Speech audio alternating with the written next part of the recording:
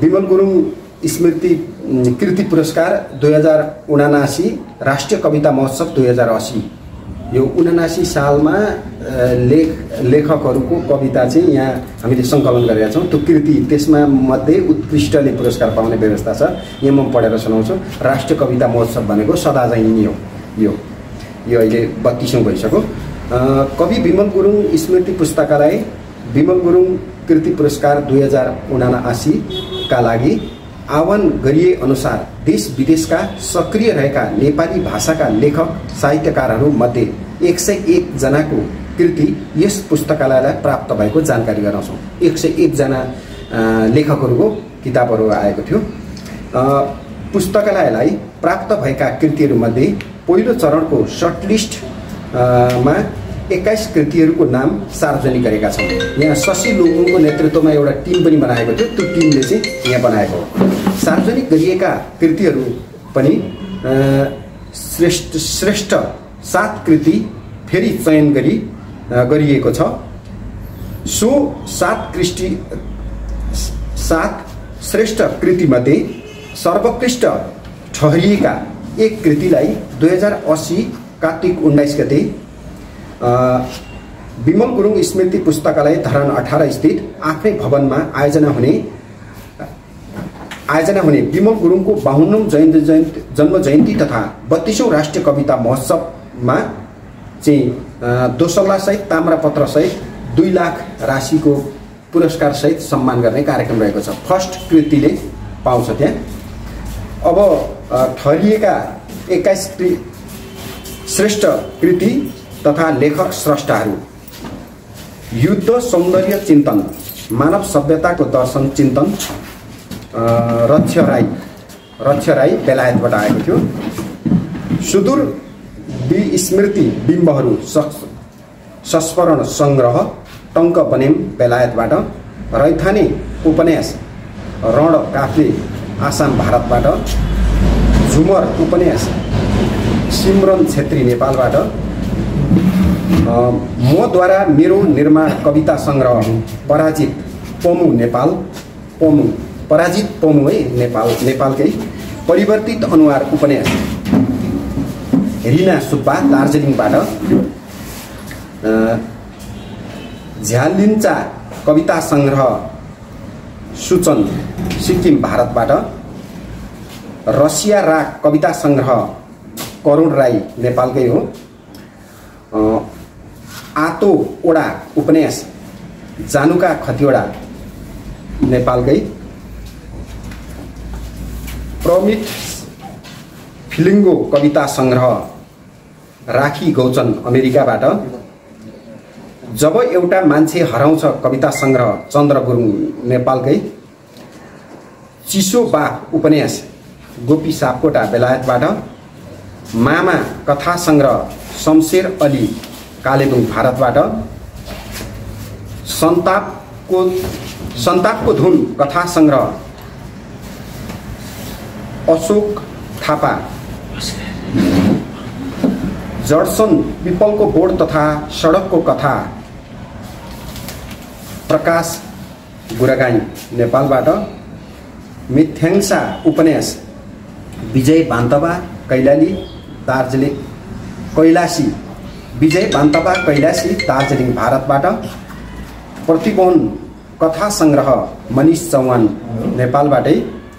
समय स्वर कविता सङ्ग्रह योगिता राई दार्जिलिङ भारतबाट। दुख्नु उत्तिकै छ कथा सङ्ग्रह सानु लामा सिक्किम भारतबाट। माटाको घर उपन्यास सञ्जय विष्ट कालेबुङ भारतबाट। बेलायती नेपाली डायस्पोरिक नेपाली कथा सङ्ग्रह सरक्षक राई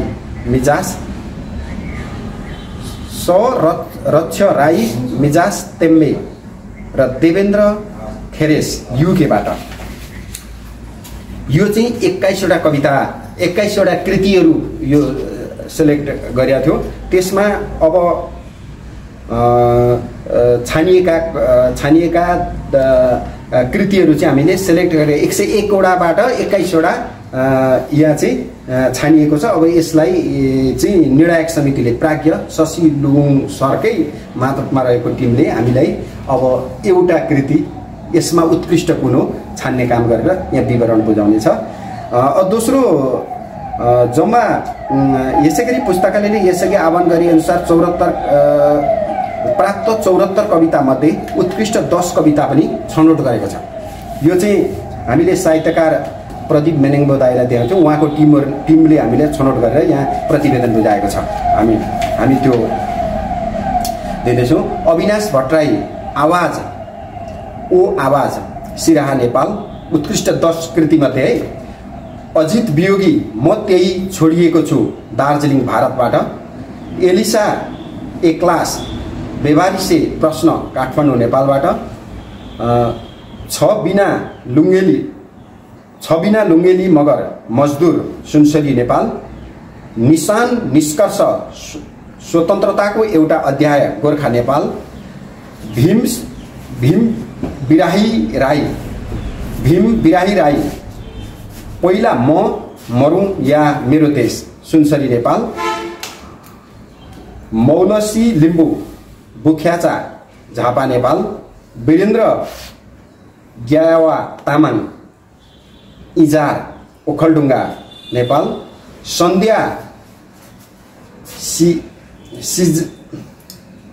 सिजाङबो सुब्बा अन्तिम लडाईँ गान्तोक सिक्किम भारत। भोजराज श्रेष्ठ यो साइनो कस्तो सुनसरी।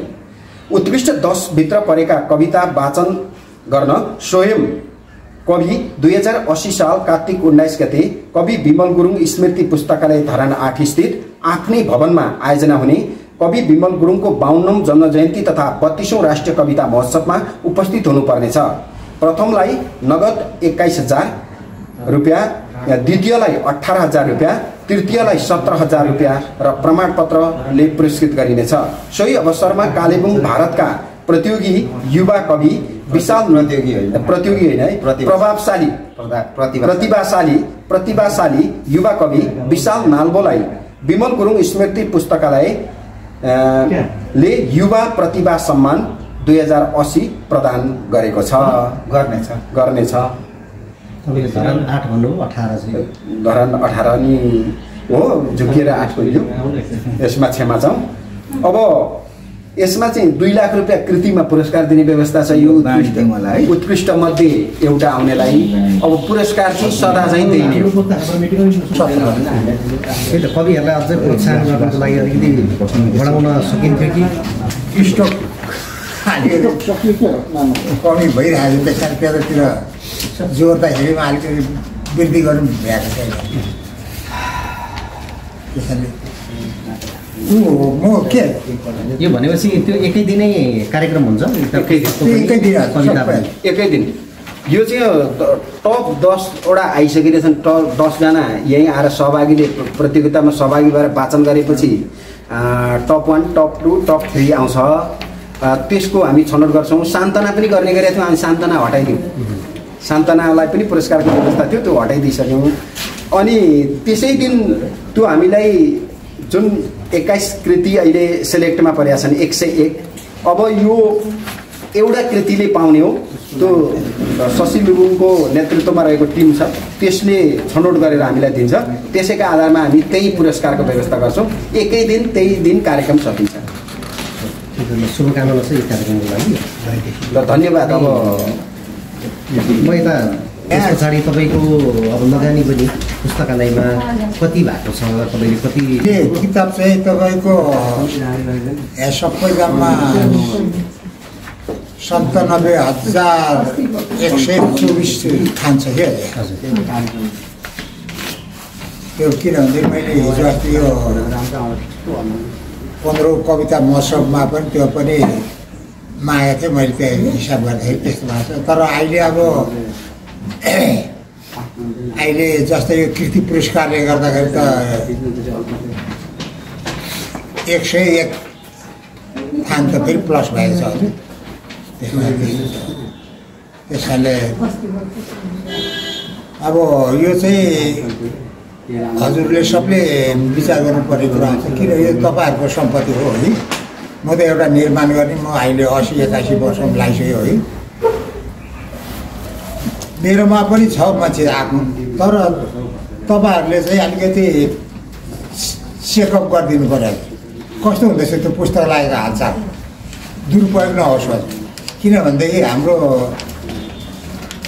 यहाँ आर्थिक पनि अब एउटा भोलि पर्सि के भने काम गरिरहेपछि त उसलाई रोजगारी त चाहियो होइन धेरै रोजगारी मान्छे नराख्ने धेरै भएर काम गर्दैन एउटाले गर्नुपर्छ मैले भ्याउँदाखेरि तपाईँहरूले भन्नु एक्जाम्पल एउटाले भ्याउँदैन अरे यहाँ भ्याउनुपर्छ भन्ने चाहिँ लाग्छ है म चाहिँ अलिकति काम गरेर नपढाइ नै कामले चाहिँ सबलाई आकर्षित पार्नुपर्छ भन्ने चाहिँ मेरो विचार छ 21 कृति 27 कृति आइसक्यो अब 7 आउँछ अनि 7 आएर 1 आउँछ 27 होइन 21 आयो अब 7 आउँछ 7 कृति आउँछ अनि 7 कृतिले फेरि 1 कृति छान्छ उत्कृष्ट देशमा सेलेक्ट गर्छ अहिले 7 कृति भित्रबाट भएको छैन 21 कृति आएको हो 7 कृति आउँछ अनि 7 कृतिले फेरि 1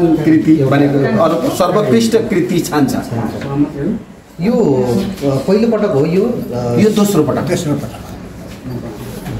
योभन्दा अगाडि कसलाई दिएको थियो यो नरेश काङमाङ राई नरेश काङमाङ राई भन्ने कविता सङ्ग्रहलाई यो चाहिँ किन यसरी कृतिलाई पुरस्कार खालिएको नरेश काङमाङ राई अब यो चाहिँ अलिकति के कविताहरू यसमा अलिकति विचार पनि यस्तो छ जस्तै अब मैले त्यो पुरस्कार दिइसकेपछि हजुरले एउटा कृति निकाल्न सक्नुहुन्छ नि होइन हजुर कृति निकाल्दाखेरि चाहिँ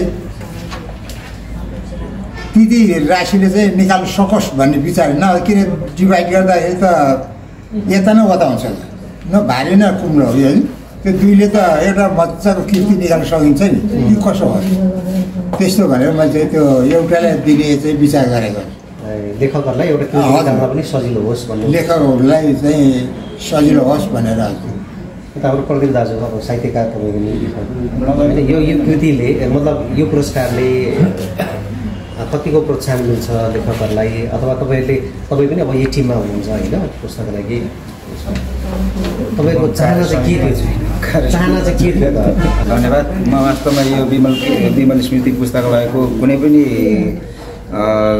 साङ्गठनिक कार्य समितिमा छुइनँ तर म पुरानो पहिलेदेखिकै सहयोग गर्ने हिसाबले साहित्य सम्बन्धीको रुचि भएको कारणले त्यसरी सहयोग गर्दै मात्रै आएको हो र यो अहिले तपाईँको प्रश्नअनुसार चाहिँ यो पुरस्कारले स्रष्टा र उनीहरूको कृतिलाई सहयोग गर्छ गर्दैन भन्ने कुरो आयो पुरस्कार आफैमा चाहिँ एउटा स्रष्टा र कृतिका लागि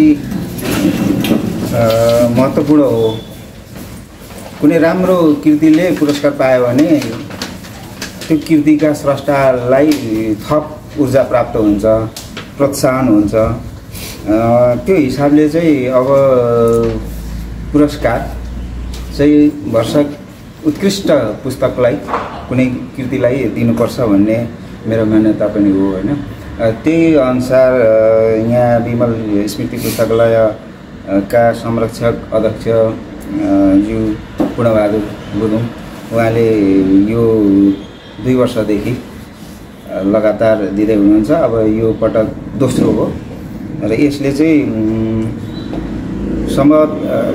यो नेपाली साहित्यमा लेख्ने नेपाली भाषामा लेख्ने संसारभरिका जुनसुकै विधाका कृति र जुनसुकै मुलुक बसुन् तर नेपालीमा लेखिएको हुनु पर्यो र नेपाली नागरिक मात्र नभएर नेपाल बाहिरको अरू नै नागरिक भए पनि नेपाली भाषामा लेखिएको उत्कृष्ट कृतिलाई दिने भन्ने एउटा मापदण्ड राखिएको छ त्यो हिसाबले संसारभरिका नेपाली भाषाका लेखक स्रष्टाहरूलाई चाहिँ यो विमल कृति पुरस्कारमा